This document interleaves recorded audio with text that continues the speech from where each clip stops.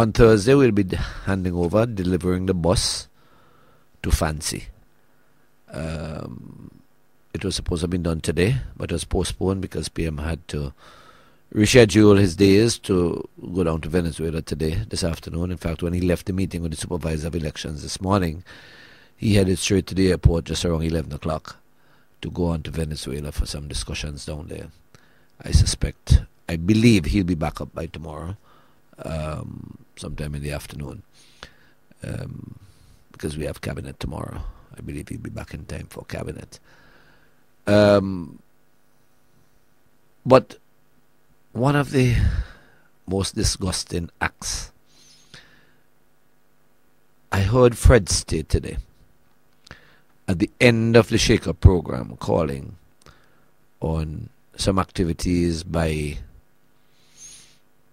the NDP in Fancy on Wednesday. So that'll be Wednesday the 12th. Saturday was the 14th. Yes. Wednesday the 11th.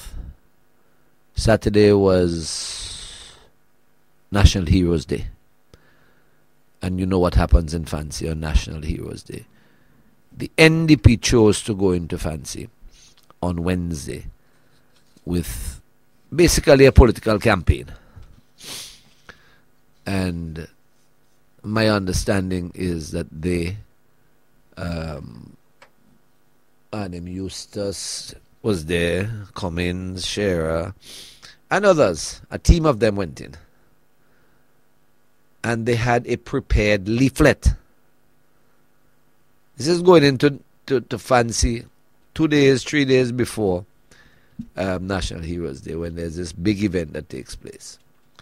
And knowing that a school bus was going to be delivered today, Tuesday, I suppose they thought it opportune to go in at that time with their campaign. Do you have to wait for another accident to happen before the people of Fancy are remembered? Or is it all because elections are coming soon? It is very obvious that the Prime Minister only knows the people of Fancy when there is an election. Folks, while we the people of St. Vincent and the Grenadines are suffering, the two red men are living like kings. Please do not be fooled by 5 days of feast, because it will be followed by 5 more years of famine. Brothers and sisters, eat them out, drink them out, and then vote them out. This is the NDP in Fancy 3 days before National Heroes Day, following what transpired in January. Whatever the Prime Minister gives you is not a favor. It is our tax money that paid for it. Remember, it is not a favor. Why the Prime Minister did not remember the people of Fancy for the past 14 years? Is it only now he knows that the village of Fancy exists? Let us get rid of him. Let us vote him out and his men out. This is what these fellas carry into Fancy. Now, you want to go in there, and you're talking about for 14 years we ain't do nothing. We built the bridge over Rabuka. That was for Fancy too. The road from Sandy Bay to Fancy was built by this Unity Labour Party administration. We put concrete road in Fancy. Up to when the NDP left office, the good road was paved up to Sandy Bay. Check, you'll see where the concrete road start. We spent $140 million fixing roads from Fancy to Kingston since we've been in office. The people out there are not stupid. But you want to go out there now, you know what I mean, and create this sort of, I mean, leave that for another time now. Heroes Day. Go out and enjoy yourself, Heroes Day now. Find yourself up Dorsetshire Hill and represent the people. You have Leacock sitting down there, embarrassed because you send John Horn to speak on behalf of you, just because Leacock say he's fed up of representing you. Leacock said so publicly. He is fed up of having to represent the leader of the opposition, and man must start to pull the weight. Since then, Leacock stopped talking up, then they put in John Horn. And then John Horn coming in talking a host of the politics on National Heroes Day. Well, the Prime Minister dealt with him beautifully. The people of Fancy know who is in their interest and who is not in their for their best interest and who is not for their best interest. Who is for their best interest and who is not for their best interest.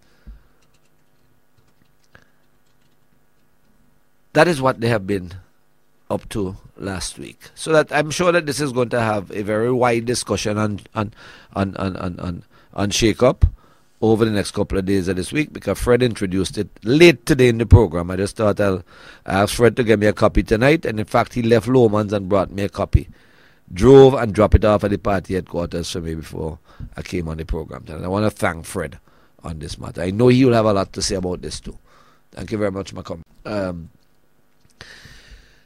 Number two, for years you were asking for a cemetery. This has gone back to the NDP leaflet. I want to read it out for you all to show the stupidity of these people.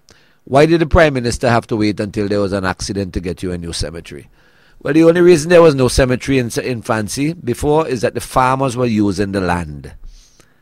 And there was a discussion going on as to giving up the land. But after the accident, and they realized that the old cemetery is full, and we had 5 persons to bury at the same time, the farmers willingly gave up the land, and the negotiations went through as quickly as that. So there was a joint approach between the Representative Montgomery Daniel and the farmers who are occupying the land. The land belongs to the government, but you don't want to disrupt farmers. But that took some time. But this accident brought it home, and an agreement was reached soonest, within time, to utilize it as a cemetery. What a wonderful behavior of the people of Fancy. They're the ones who got together and agreed on this. Montgomery didn't force them off the land. They were paid for the crops they had on the land. We put the tractor in, we got it done, and it was done. But you see, they cannot accept when things are done like that.